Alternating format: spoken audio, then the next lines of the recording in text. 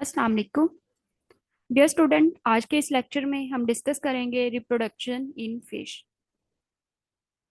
तो चलिए लेक्चर को स्टार्ट करते हैं। लेकिन अगर लेक्चर के स्टार्ट करने से पहले बताती चाहूँ कि अगर आप इस चैनल पे नए हैं तो प्लीज़ लाइक करें, शेयर करें और सब्सक्राइब करें, और वीडियो को आखिर तक लाजमी देखें। तो चलिए स्टार्ट करते हैं। डियर स्टूडेंट, रिप्रोडक्शन जो है, रिप्रोडक्शन, अगर हम इस टर्म को ही दोबारा से देखें तो रिप्रोडक्शन का मतलब है, री का मतलब होता है दोबारा से, प्रोडक्शन मतलब प्रोड्यूस करना। तो ये एक ऐसा बायोलॉजिकल प्रोसेस है जिसमें न्यू ऑर्गेनिजम्स को रिप्रोड्यूस किया जाता है, न्यू ऑर्गेनिज्म को प्रोड्यूस किया जाता है। मतलब ये कि जो पेरेंट्स हैं, ये रिप्रोडक्शन जो है वो सेक्सुअल भी हो सकती है और एसेक्सुअल भी हो सकती है। इसका मतलब है कि अगर न्यू ऑफस्प्रिंग्स मतलब न्यू इंडिविजुअल्स को प्रोड्यूस करवाना है तो दो पेरेंट्स जो हैं वो उनके गैमीट्स मिलके भी एक नए ऑफस्प्रिंग को प्रोड्यूस कर सकते हैं, और एक सिंगल पेरेंट भी उस नए ऑफस्प्रिंग को प्रोड्यूस कर सकता है। रिप्रोडक्शन जो है ये फंडामेंटल फीचर है और ये बेसिक यूनिट है। ठीक है, मतलब रिप्रोडक्शन के बगैर जो स्पीशी हैं वो आहिस्ता आहिस्ता खत्म हो जाएंगी। अगर रिप्रोडक्शन नहीं होगी तो आहिस्ता आहिस्ता क्या होगा कि तमाम जो स्पीशीज हैं जो रिप्रोड्यूस नहीं करेंगी वो अल्टीमेटली खत्म हो जाएंगी। रिप्रोडक्शन किसी इंडिविजुअल के सर्वाइवल के लिए जरूरी नहीं है, बल्कि एक स्पीशी को मेंटेन रखने के लिए बहुत ज्यादा जरूरी है। क्योंकि अगर एक इंसान रिप्रोड्यूस नहीं करेगा तो वो जिंदा रह सकता है, लेकिन अगर तमाम इंसान उस एक पर्टिकुलर स्पीशी के रिप्रोड्यूस नहीं करेंगे तो अल्टीमेटली क्या होगा, वो जो स्पीशी है वो एक हद तक जाके खत्म हो जाएगी। तो इसके दो मेथड्स हैं, एक है सेक्सुअल रिप्रोडक्शन और दूसरा क्या है, asexual reproduction. Dear student, जो सेक्सुअल रिप्रोडक्शन है इसमें मेल गैमीट और फीमेल गैमीट, जिसमें मेल गैमीट जो है वो जाहिर है स्पर्म है, और जो फीमेल गैमीट है वो क्या होती है, एग है हमारे पास। ठीक है, तो एग और स्पर्म जो है वो जब यूनाइट करेंगे तो जाइगोट बनेगा, जाइगोट जो है वो बाद में एम्ब्रियो बनाएगा, और एम्ब्रियो में आहिस्ता आहिस्ता चेंजेस आती जाती हैं और वो एक पूरा इंडिविजुअल बन जाता है। तो ये जो रिप्रोडक्शन है वो है सेक्सुअल रिप्रोडक्शन। अब बहुत सारे ऐसे ऑर्गेनिज्म हैं जिनमें ए सेक्सुअल रिप्रोडक्शन भी होती है, और ए सेक्सुअल रिप्रोडक्शन का मतलब है, ए का मतलब है विदाउट सेक्सुअल रिप्रोडक्शन, मतलब यहाँ पे सिंगल पेरेंट हमें रिक्वायर है, और सिंगल पेरेंट जो है वो रिप्रोड्यूस कर देता है, अपने जैसा एग्जैक्ट कॉपी बनाता है।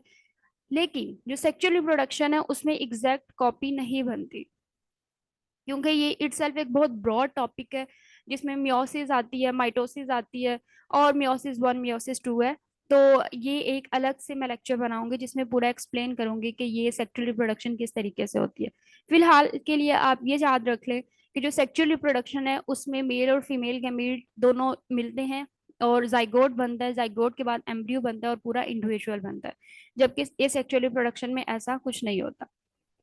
अच्छा जी, उसके बाद है कि रिप्रोडक्शन की जो टाइप्स हैं वो कितनी होती हैं। एक तो है बाइसेक्सुअल या हिट्रोसेक्सुअल। इसका मतलब है कि बहुत सारी स्पीशीज जो हैं वो बाइसेक्सुअल है, मतलब दोनों जेंडर की तरफ वो उसकी अट्रैक्शन है, मेल और फीमेल की तरफ।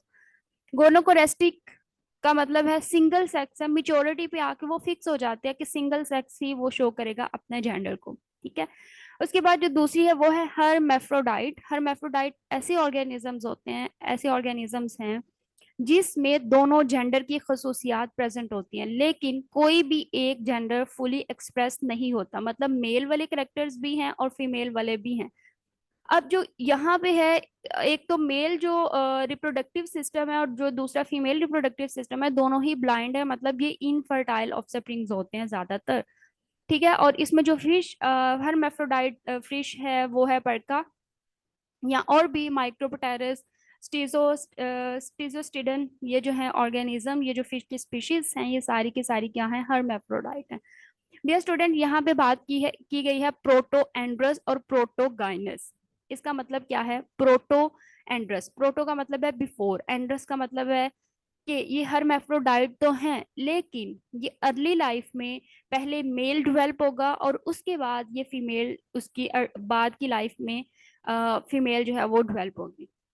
और इसी तरह जो प्रोटोगाइनस है, पहले वो फीमेल में डेवलप होगा और फीमेल कुछ टाइम तक अपनी लाइफ स्पेंड करने के बाद वो किस में डेवलप हो जाएगा, मेल में।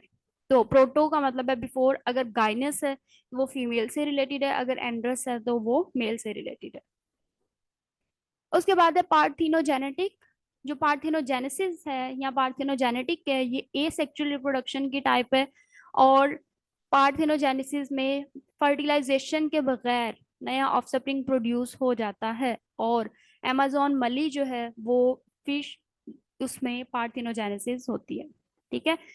अब इसमें जो आप कह लो कि दो तरह की जेनेटिक्स के हिसाब से जो फर्टिलाइजेशन है वो इस तरह से होगी। एक को हम कहेंगे गाइनोजेनेटिक। गाइनो का मतलब अगेन फीमेल है। जेनेटिक मतलब इसमें जो ऑफस्प्रिंग्स प्रोड्यूस होते हैं वो आइडेंटिकल होते हैं मदर्स, मतलब मदर के जैसे ही बिल्कुल एग्जैक्ट क्लोन होते हैं। और यहाँ पे फर्टिलाइजेशन नहीं होती, लेकिन स्पर्म एग की डेवलपमेंट के लिए चाहिए। और जो दूसरी है वो है हाइब्रिडो जेनेटिक। हाइब्रिड का मतलब होता है दो डिफरेंट चीजों का मिक्सचर। ठीक है। तो यहाँ पे वो कह रहा है फर्टिलाइजेशन तो होगी, लेकिन सेम स्पीशी के मेल से नहीं होगी, डिफरेंट स्पीशी के मेल उसको एग को फर्टिलाइज कर देंगे, तो हाइब्रिड बन जाएगा। ठीक है।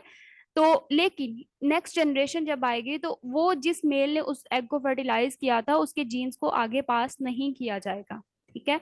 तो पार्थिनोजेनेसिस में ये दो डिफरेंट स्टेजेस आ जाती हैं। उसके बाद अगर हम बात करें रिप्रोडक्शन स्ट्रेटेजीज की, तो तीन मेजर ग्रुप्स हैं। पहली है नॉन गाइडर। मतलब गाइडर का मतलब होता है जो गाइड करता है। नॉन गाइडर मतलब जो कोई गाइड नहीं कर रहा और ना ही कोई हमें कोई प्रोटेक्ट कर रहा है। तो इसमें वो वाली स्पीशीज हैं, वो वाली फिश आ रही है जो कि अपने एग्स को और लार्वा को मतलब गाइड गार्ड, मतलब जैसे गार्ड होता है, सिक्योरिटी गार्ड है, तो वो हिफाजत करता है। तो यहाँ पर गार्ड जो फिश है, जो पेरेंट्स हैं, वो अपने एग की और लार्वा की हिफाजत नहीं करते। ठीक है। और ये अपने एग को या तो ओपन सबस्ट्रेट के ऊपर स्पॉमिंग कर रहे होते हैं या फिर हाइडर भी हो सकते हैं। मतलब या तो ओपनली वो स्पॉमिंग करते हैं या फिर हाइडर किसी ऐसी जगह पे जो कि नजर नहीं आ रहा, लेकिन उसके बावजूद ये अपनी एग्स और लार्वा को महफूज नहीं रखते। जो दूसरे हैं वो हैं गाइडर्स। यहाँ पे जो फिश है वो या तो एक ऐसी जगह तलाश करते हैं या फिर एक नेस्ट बनाते हैं जहाँ पे वो अपने यंग वंस को, अपने लार्वा को, अपने एग को फुल्ली प्रोटेक्ट करें और प्रीडेटर से, और इसको हम कहते हैं ये गाइडर्स हैं।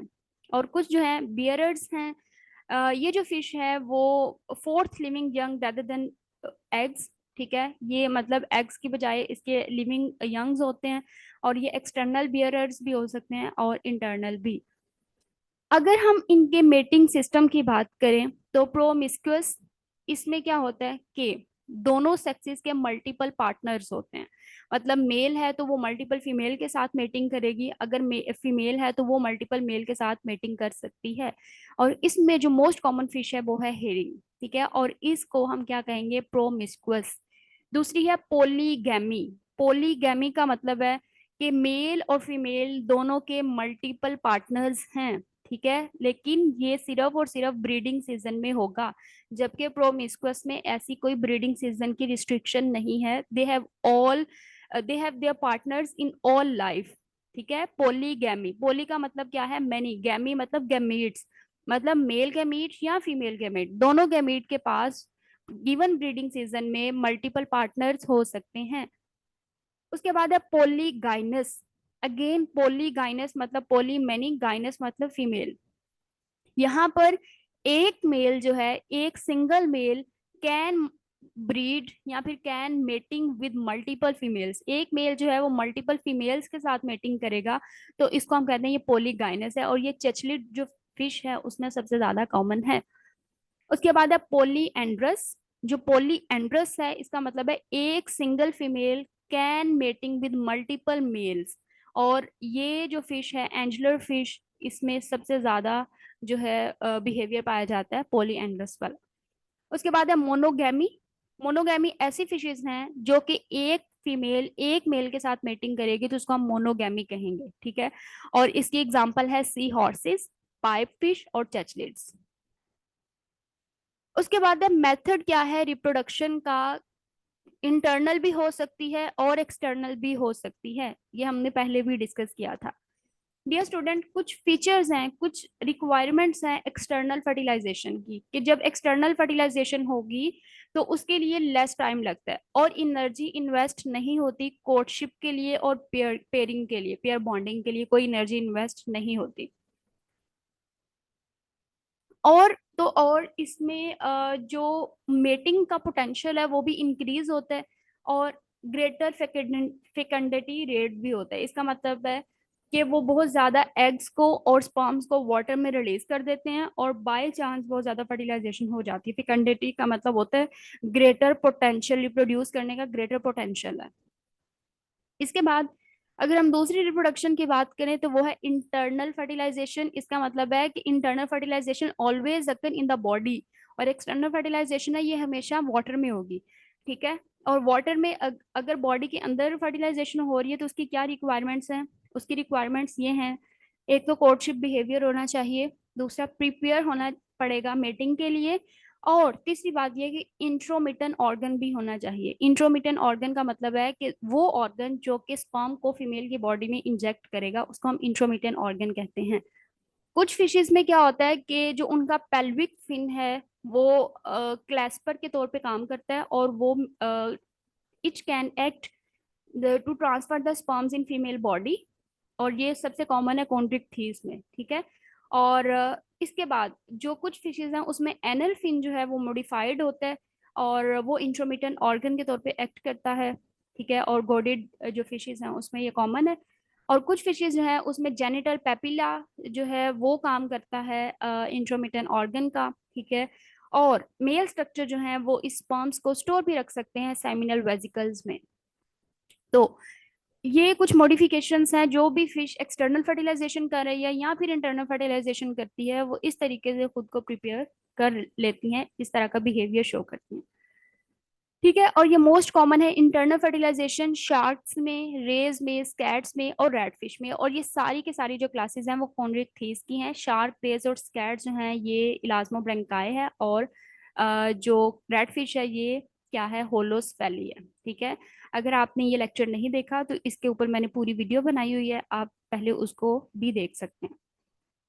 अच्छा जी, उसके बाद अगर हम रिप्रोडक्शन का मेथड देखें कि कुछ फिशेस जो है वो एग लेइंग हैं और कुछ जो है वो लाइव बियरर हैं। एग लेइंग मतलब ओवी पेरस हैं। ओवी पेरस का मतलब होता है वो फिशेस जो कि एग ले करती हैं, उनको हम ओवी पेरस कहते हैं। और लाइव बियरर में दो स्पीशीज हैं, या तो वो वीवी पेरस है या फिर ओवो वीवी पेरस है।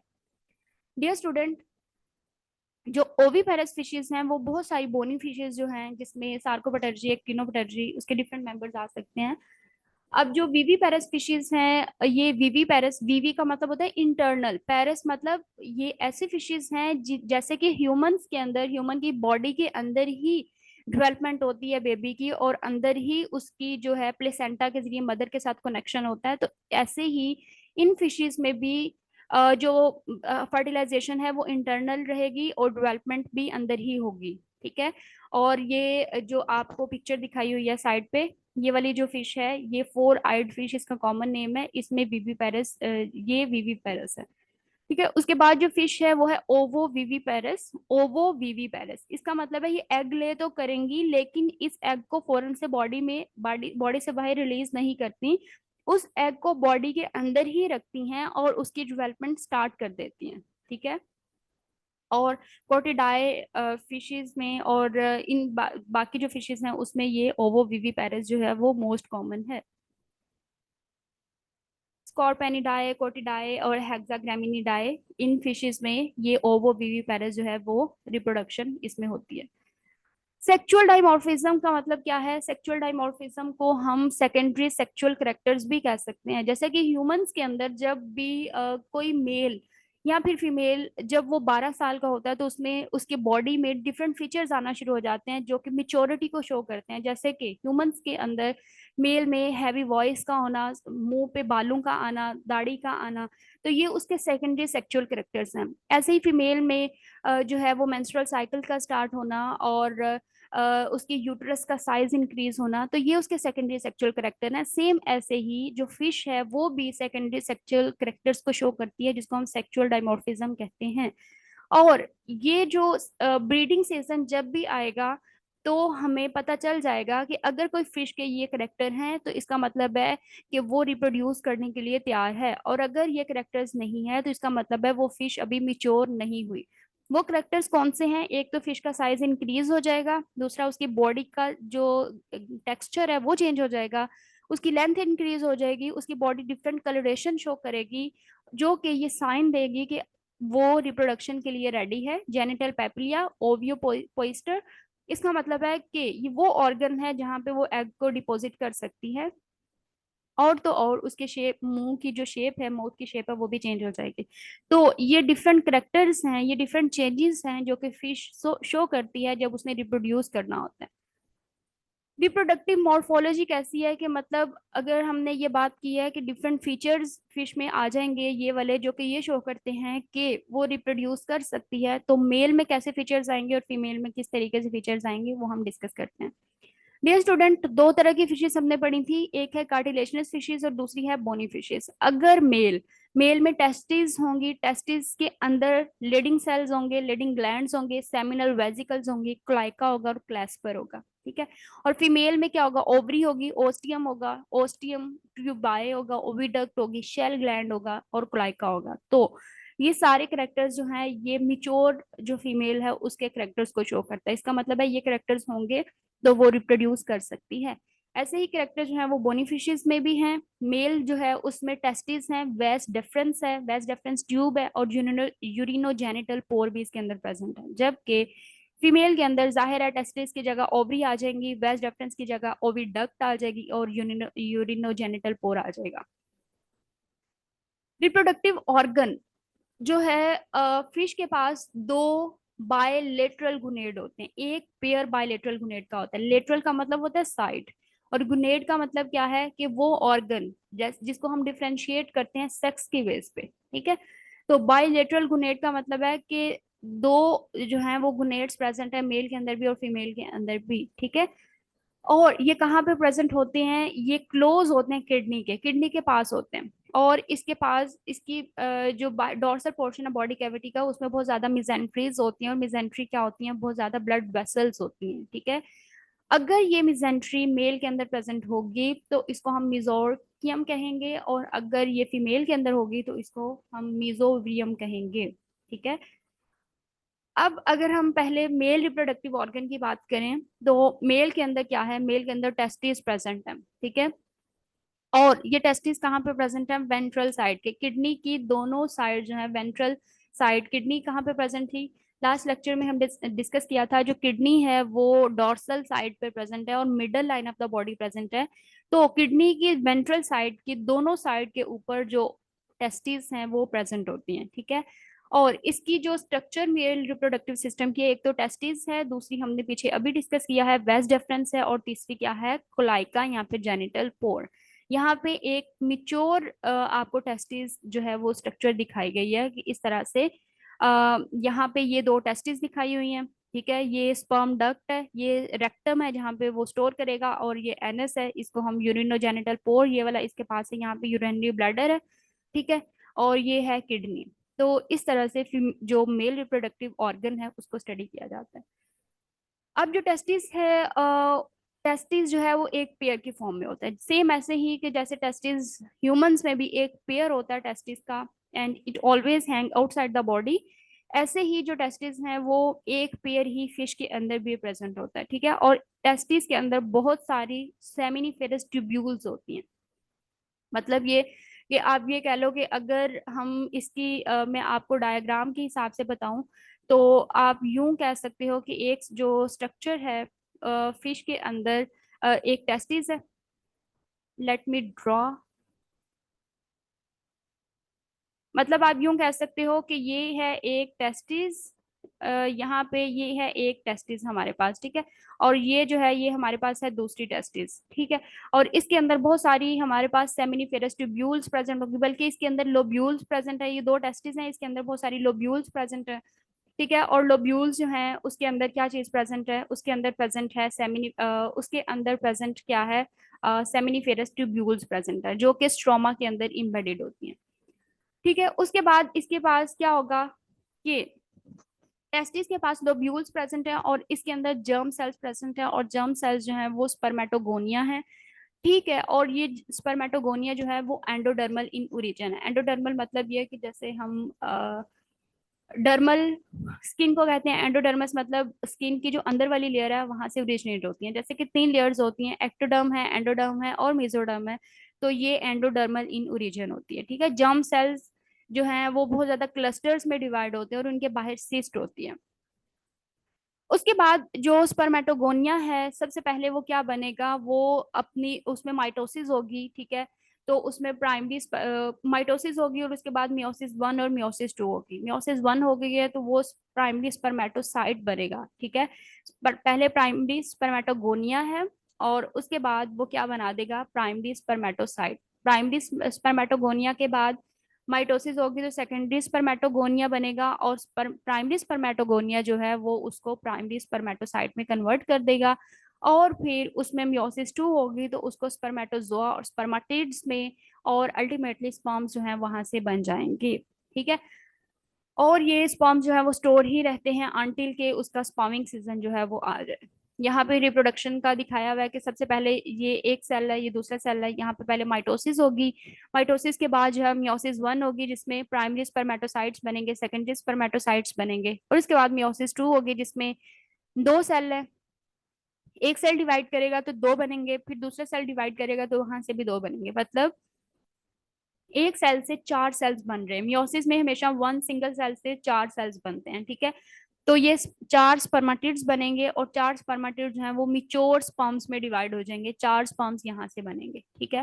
पहले एक सेल था, मतलब 2 सेल्स ने फ्यूज किया तो एक सेल बन गया, 2n बन गया। ठीक है। ये भी हेप्लाइड था, ये भी हेप्लाइड था, हेप्लाइड हेप्लाइड दोनों मिले तो क्या बन गया, डिप्लॉइड सेल बन गया। अब ये जो डिप्लॉइड था इसमें ये दोबारा से डिप्लॉइड ही रहेगा। इसमें मियोसिस 1 होगी तो नंबर ऑफ क्रोमोसोम्स क्या हो जाएंगे, हाफ। क्योंकि हेप्लाइड का मतलब ही रिडक्शन डिवीजन होता है, नंबर ऑफ क्रोमोसोम इसमें हाफ हो जाते हैं क्योंकि इसमें होमोलोगस क्रोमोसोम सेपरेट होते हैं। ठीक है। उसके बाद जो हेप्लाइड है तो आगे वो रिप्रोड्यूस करेगा अपनी माइटोसिस। मियोसिस 2 जो है ना ये माइटोसिस की तरह का एग्जैक्ट होता है, इसलिए इसमें नंबर ऑफ क्रोमोसोम सेम है। जैसे कि मदर के अंदर 1n है तो जो आगे हम सेल बनाएंगे उसमें भी 1n ही है, और आगे जो स्पर्म है वो भी हेप्लॉइड ही बनेंगे। ठीक है। एक जो स्पर्म है उसमें एक हेड पीस होता है, एक मिडल पीस है और एक टेल है। जैसे कि आपको नजर आ रहा है, हेड है, ठीक है, मिडल पीस है और नीचे क्या है, ये टेल है। लेकिन लेकिन फिश की जो स्पर्म है उसमें एक्रोसोम प्रेजेंट नहीं होता, मतलब हेड नहीं होता। ये आपने बात याद रखनी है। उसके बाद है कि अगर हम इसकी बात करें टेस्टिकल्स की, तो जो फिश है उसमें क्या होता है कि कुछ फिशेस एक साल में एक ही दफा रिप्रोड्यूस करती हैं और कुछ फिशेस पूरा साल रिप्रोड्यूस करती ही रहती हैं। वो फिशेस जो एक साल में एक ही दफा रिप्रोड्यूस करती है उसको हम सीजनल ब्रीडर्स कहेंगे, और वो फिशेस जो through out the year reproduce करती रहती हैं उनको हम ईयर राउंड ब्रीडर्स कहेंगे। ठीक है। डियर स्टूडेंट, अब पहले ही भी हमने बात की थी कि जब भी फिश ने रिप्रोड्यूस करना है वो कुछ अपनी स्ट्रक्चरल और फिजियोलॉजिकल चेंजेस को शो करती है। तो डिफरेंट स्टेप्स हैं। सबसे पहला स्टेप है रेस्टिंग फेज। इसमें क्या होता है कि टेस्टिस इमेच्योर ही रहते हैं और सेमिनिफेरस ट्यूब्यूल्स जो हैं वो सॉलिड होती हैं और उसके अंदर बहुत सारे जो स्पर्मेटोगोनियल सेल्स होते हैं वो बड़े होते हैं। दूसरी है प्रीपरेटरी फेज, क्योंकि अभी उसका ब्रीडिंग सीजन नहीं आया, अभी आने वाला है, इसलिए वो खुद को तैयार कर रही है। इसमें क्या होता है, सेल प्रोलिफरेशन फेज इसको कहते हैं। फर्स्ट और सेकंड मियोटिक डिवीजन हो गई और ultimately primary spermatocyte, secondary spermatocyte और स्पर्मेटिड्स यहाँ से प्रोड्यूस हो जाएंगे, और इन तीनों की प्रोडक्शन को हम कहते हैं स्पर्मेटोजेनेसिस। ठीक है। जो अगली फेज है वो है मिच्योरिंग फेज। इस फेज में क्या होता है कि जो स्पर्मेटिड्स हैं उसकी फर्दर डेवलपमेंट होती है, उसमें मेटामॉर्फोसिस होती हैं और मिच्योर स्पर्म्स बन जाते हैं। जब मिच्योर स्पर्म्स बनेंगे तो इसको हम कहेंगे स्पर्मियोजेनेसिस। ठीक है। उसके बाद जो अगला फेज है वो है स्पर्मिएशन फेज। ये वो फेज है जब कोर्टशिप या मेटिंग होती है। जब मेटिंग होगी मतलब मेटिंग का प्रोसेस होगा तो फिर क्या होगा, मेल एक मिल्की मटेरियल जिसको हम सेमिनल फ्लूइड कहते हैं उसको बॉडी से रिलीज करेगा, ठीक है। और वो उस फ्लूइड के अंदर बहुत सारे स्पर्म्स होंगे जो कि फर्टिलाइज कर देंगे फीमेल के एग को, ठीक है। और ये जो फ्लूइड है ये रिलीज कौन करता है, ये वेस डेफरेंस रिलीज करती है, ठीक है। वेस डेफरेंस इसको फ्लूइड को रिलीज करेगी।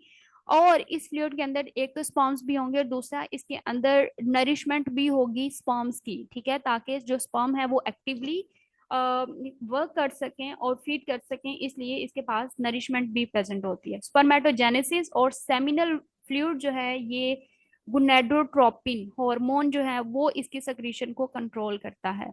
जैसे कि ह्यूमंस के अंदर गुनेडोट्रोपिन हार्मोन है और उसको जो कंट्रोल करने वाला है वो हायर सेंटर है जिसमें हाइपोथैलेमस और पिट्यूटरी आती है। यहाँ पर भी यही केस है कि पिट्यूटरी ग्लैंड जो कि ब्रेन में प्रेजेंट है वो इसकी सक्रीशंस को कंट्रोल करता है, ठीक है। और लास्ट है post spermiation phase. Post spermiation phase मतलब मेटिंग के बाद वाला जो फेज है, इसमें क्या होता है, इवैक्यूएटेड सेमिनिफेरस ट्यूब्यूल्स जो हैं वो इसकी करेक्टरिस्टिक हैं। उसके बाद यहाँ पे मिच्योरिंग फेस दिखाई हुई है। ये वाला जो फेस है ये बिल्कुल इमिच्योर और रेस्टिंग फेस है, ठीक है। ये मिच्योरिंग टेस्टिस अभी फुली मिच्योर नहीं हुई। ये वाली जो टेस्टिस है ये फुली मिच्योर टेस्टिस हैं और ये स्पेंट टेस्टिस हैं। तो इस तरह से आप अपनी फिश की टेस्टिस को रिकॉग्नाइज करके देख सकते हो कि क्या वो रिप्रोडक्टिव एज में पहुंच चुकी है या फिर वो किस स्टेज पे है जब वो रिप्रोड्यूस कर सकती है, तब आप उसकी ब्रीडिंग करवा सकते हैं। फीमेल रिप्रोडक्टिव ऑर्गन जो है उसके पास भी तीन मेजर ऑर्गन्स हैं। एक है ओवरी, दूसरी है ओविडक्ट और तीसरी है क्लोइका या फिर जेनिटल पोर। यहाँ पे इसकी स्ट्रक्चर दिखाई हुई है। ओवरीज जो है, दो ओवरीज हैं, ओवरीडक्ट है, डक्टम है, सेम मेल की तरह की स्ट्रक्चर है लेकिन उसके ऑर्गन्स जो हैं वो थोड़े बहुत चेंज है। ओवरी की स्ट्रक्चर कैसी होती है, ओवरी जो है ना ज्यादातर टिलोस्ट फिशेस में, बोनी फिशेस में ये होलो सैक लाइक होती है। होलो का मतलब है बंद है और दूसरी बात ये सैक लाइक का मतलब होता है, सैक एक ऐसी चीज होती है, अगर मैं इसको ड्रामेटिकली आपको बताऊं तो जो होलो चीज होती है ना उसमें क्या होता है कि फॉर एग्जांपल ये एक हमारे पास चीज है, ठीक है, और इसकी ओपनिंग और क्लोजिंग, यहाँ पे अगर मैं इसका फेस ड्रॉ कर दूं ये है, तो इसकी ओपनिंग के लिए मतलब बाहर जाने का रास्ता भी एक ही है, और अगर उसने कोई चीज बाहर से अंदर आ रही है तो उसका रास्ता भी एक ही है। तो इसका मतलब है इसको हम सैक लाइक कहेंगे। सैक लाइक मतलब इंजेक्शन भी एक ही जगह से हो रही है और डी इजेशन भी एक ही जगह से हो रही है। तो इस वाले प्रोसेस को हम कहते हैं ये क्या है, ये है सैक लाइक, ठीक है। तो इसमें जो ओवरी है फिश के अंदर वो सैक लाइक है, होलो है, ठीक है। और ये कहाँ पे प्रेजेंट होती है, इसको बहुत सारी जर्मिनल एपिथेलियल ने इसको लाइन किया होता है। उसके बाद अगर हम देखें कि जो के जर्म सेल्स हैं उसको हम ऊगोनिया कहेंगे। उसमें बहुत ज्यादा माइटोसिस होगी और माइटोसिस होने के बाद वो नॉन यॉकी प्राइमरी oocyte में डिवाइड हो जाएगा। जैसे मेल जो है वो प्राइमरी स्पर्मेटोसाइट में हुआ था क्योंकि स्पर्म्स ने बनना है, यहाँ पे oocytes मतलब सेल एग ने बनना है, तो इसलिए यहाँ पे प्राइमरी oocyte बनेगा। उसके बाद क्या होगा कि जो प्राइमरी oocyte है वो उसके बाहर बहुत ज्यादा लेयर्स बनेंगी। दो लेयर बनेंगी फॉलिकुलर सेल की, जो आउटर वाली लेयर है उसको हम थीका लेयर कहेंगे और उसके अंदर वाली जो लेयर है उसको हम ग्रेन्युलोजा सेल कहेंगे। ये जो लेयर्स प्रेजेंट होंगी तो यहाँ से वाइट इलोजेनेसिस स्टार्ट हो जाएगी। ये जो वाइट इलोजेनेसिस है ये क्या होता है ये हम आगे जाके बढ़ते हैं, ठीक है। उसके बाद क्या होगा कि जो यॉकी एग है वो इंडिकेट करेगा कि यॉक सैक के पास दो इंपॉर्टेंट चीजें हैं, एक है लिपोवेटेलिन और दूसरी है फॉस्फोवाइटिन, ठीक है। और ये दोनों ही इंपॉर्टेंट और रिच सोर्स हैं लिपिड का और पुअर सोर्स। इसमें लिपिड बहुत ज्यादा होते हैं और फास्फोरस थोड़ा सा कम होता है, लेकिन बाद में फास्फोरस ज्यादा हो जाती है और लिपिड इसमें कम हो जाता है, ठीक है। यहाँ पे स्ट्रक्चर दिखाई है कि सबसे पहले क्या होगा कि जब फिश जो है, जैसे यहाँ पे व्हाइट पर्क के बारे में दिखाया हुआ है कि जून जुलाई या अगस्त में ज्यादातर रिप्रोड्यूस करती है, तो उस दौरान क्या होगा कि इसकी जून और जुलाई में सेकेंडरी ग्रोथ होगी, ठीक है। यहाँ पे सितंबर में मतलब डिफरेंट मंथ के हिसाब से यहाँ पे दिखाया हुआ है कि उसकी इस तरह की स्ट्रक्चर्स होंगी और मार्च में जाके वाइट इलोजेनेसिस होगी और फाइनली अप्रैल और मई में फाइनल मैचुरेशन स्टेज होती है और इसके बाद ओवोल्यूशन होती है और एग यहाँ पे बन जाता है। इसके साथ अगर हम देखें कि फिश जो है इसमें सबसे पहले उगोनिया है, उगोनिया के बाद इसमें माइटोसिस होगी, ओगोनियम से ओगोनिया बनेगा, ओगोनिया से प्राइमरी स्पर्मेटोसाइट बनेगा, फिर सेकेंडरी स्पर्मेटोसाइट बनेगा, और अल्टीमेटली यहाँ पे ओवम और सेकेंडरी पोलर बॉडी बन जाएगी। और इस प्रोसेस को हम कहते हैं oogenesis। ठीक है। अब जो स्टेजेस हमने पहले डिस्कस की थी कि सबसे पहले क्या है, oogoनियम था, oocyte बन गया, oocyte 2 बन गया। ठीक है। इसके अंदर न्यूक्लियस है, न्यूक्लियस के बाहर फॉलिकल सेल्स बहुत ज्यादा हैं, और इसके अंदर यॉक वेसिकल्स ने जमा होना शुरू कर दिया। इसके बाहर दो लेयर्स थी, एक थी ग्रेन्युलोसा सेल्स की और दूसरी फॉलिकुलर सेल्स की, और इसके बाहर एक और लेयर है, उसका नाम है जोना रेडिएटा। और ये वाली जो स्ट्रक्चर है ये मिच्योर एग की स्ट्रक्चर है, जिसमें अंदर जो है बहुत ज्यादा यॉक की वेसिकल्स हैं, जो कि जो मिच्योर एम्ब्रियो है उसकी फीड है। इसके अंदर न्यूक्लियस भी प्रेजेंट है, और इसके अंदर कॉर्टिकल एल्वोलाए हैं। बाहर वाली उसके बाहर वाली लेयर जो है ये जोना रेडिएटा है, और सबसे बाहर वाली जो लेयर है वो थीका सेल्स की लेयर है। ठीक है। ये जो सारी लेयर्स है ना, ये सेल्स ने ही डिवाइड कर करके अपनी लेयर्स बनाई हैं, उनकी लेयर्स का नाम जो है वो चेंज है सिर्फ। ठीक है। तो एक मिच्योर जो एग है उसके बाहर ये वाली अगर लेयर्स प्रेजेंट हैं, तो इसका मतलब है वो एग जो है वो मिच्योर है। अगर इन डिफरेंट स्टेजेस से आप बता सकते हो कि आपकी फिश जो है वो किस स्टेज पे है, किस रिप्रोडक्टिव स्टेज पे है। रिप्रोडक्टिव साइकिल जो है वो किस तरह से होता है, टेस्टिकुलर जैसे टेस्टिकुलर साइकिल हमने देखा है, उसी तरह से जो प्राइमरी रिप्रोडक्टिव ऑर्गन है फिश का, ओवरी, उसमें भी वैसे ही चेंजेस आती हैं। 5 फेजेस में यहाँ पे डिस्कस किया हुआ है। पहले है रेस्टिंग फेज। रेस्टिंग फेज में क्या होता है कि ओवरी इमेच्योर रहती है। ठीक है। ओवरी इमेच्योर रहेगी, और इसमें होता क्या है कि जो oogonial सेल्स हैं वो क्या करते हैं, डिफरेंट फेजेस शो करते हैं ग्रोथ के, और फ्यू जो है वो टाइप 2 oocyte, मतलब oocyte 1 बनेगा और oocyte 2 बनेगा यहाँ पे। इस फेज में पहली मियोटिक डिवीजन होगी और न्यूक्लियस जो है वो बनना शुरू हो जाएगा। जो हमने पीछे स्टेजेस पढ़ी हैं, ये वाली स्टेजेस, इसको भी आगे मैं दोबारा से डिस्कस कर रही हूँ कि सबसे पहले क्या होगा। रेस्टिंग फेज है जहां पे oogoनियल सेल्स हैं, oogoनियल सेल से दोबारा से क्या होगा कि मियोसिस oocyte 1 बनेगा, oocyte 2 बनेगा, और यहाँ पे न्यूक्लियस अपेयर होना शुरू हो जाएगा। और दूसरी बात ये कि ये पैक्टिटीन स्टेज है। ये पैक्टिटीन स्टेज क्या होती है, ये मियोसिस के स्टेजेस हैं, जिसमें लिप्टोटीन है, जैगोटीन है, पैक्टिटीन है, डिप्लोटीन, डायाकाइनेसिस है, ये डिफरेंट उसकी स्टेजेस हैं। ठीक है। जो पैकेटीन स्टेज होती है ना, उसमें क्रॉसिंग ओवर होती है, जिसमें जेनेटिक वेरिएशंस आती है, रिकम्बिनेशंस आती हैं, जो कि ऑफस्प्रिंग एक दूसरे से डिफरेंट होते हैं, वो इसी फेज पे होते हैं। तो उसने ये कहा है कि मियोसिस 1 में oocyte 1 और 2 जो हैं वो बन जाते हैं, और न्यूक्लियस भी इनिशिएट हो जाता है बनना। अभी तक यहाँ पर पैकेटीन स्टेज पे ये अरेस्ट है। उसके बाद है प्रीप्रेटरी फेज। यहाँ पे जो oocyte है वो स्टेज 3 पे पहुंच चुका है, और यहाँ पे वाइटिलोजेनेसिस जो है वो भी स्टार्ट हो जाएगी। और oocyte जो है वो डिफ्रेंशिएट हो जाएगा दो लेयर्स में, एक है थीका लेयर और दूसरी है ग्रेन्युलोसा लेयर। ठीक है। और यहाँ पे जो सेल्स हैं, फीमेल ने हॉर्मोन्स को रिलीज करना शुरू किया है, वो है एस्ट्राडायोल हार्मोन। उसके बाद अगली फेज है मैच्योरिंग फेज, और ये जो है मैच्योरिंग फेज को हम करेक्टराइज करते हैं वाइटिलोजेनेसिस से। और वाइटिलोजेनेसिस जो है यहाँ पे oocyte 4th स्टेज पे पहुंच चुका है, और यहाँ पे उसकी बॉडी के अंदर, उसके जो एग है उसके अंदर यॉक के ग्रेन्यूल्स जो है वो बहुत ज्यादा बनना शुरू हो जाएंगे। फर्स्ट मियोटिक डिवीजन कंप्लीट होगी, सेकेंडरी जो है वो स्टार्ट हो जाएगी, और इस स्टेज पे जो ओवरी का साइज है वो मैक्सिमम होता है। ठीक है। उसके बाद है स्पॉमिंग फेज। इसको हम करेक्टराइज करते हैं कि gravid ovary containing ripe oocyte, मतलब ये ग्रेविड ओवरी का मतलब है बहुत, ओवरी के अंदर बहुत ज्यादा oocytes होंगे, एग्स होंगे।